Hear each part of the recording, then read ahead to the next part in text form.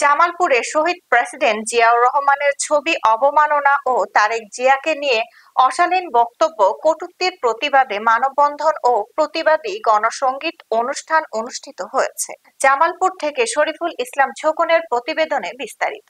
আজ শনিবার জামালপুর জেলা জাসাসের আয়োজনে জাসাসের সভাপতি রেজভী আলম জামালি রঞ্জুর সভাপতিত্বে শহরের তমালতলা এলাকায় মানববন্ধন ও প্রতিবাদী গণসংগীত অনুষ্ঠান অনুষ্ঠিত হয়। মানববন্ধন ও প্রতিবাদী গণসংগীত অনুষ্ঠান প্রধান অতিথির বক্তব্য রাখেন জেলা বিএনপির সাধারণ সম্পাদক অ্যাডভোকেট শাহ মোহাম্মদ ওয়ারেস আলী মামুন। অন্যান্যদের মধ্যে বক্তব্য রাখেন শহর বিএনপির সভাপতি লিয়াকত হোসেন সহ জাসাসের বিভিন্ন নেতৃবৃন্দ।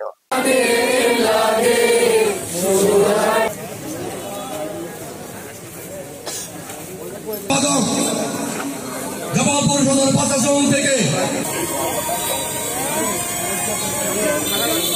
সংগ্রামী সহসভাপতি নজরুল ইসলাম মাস্টার,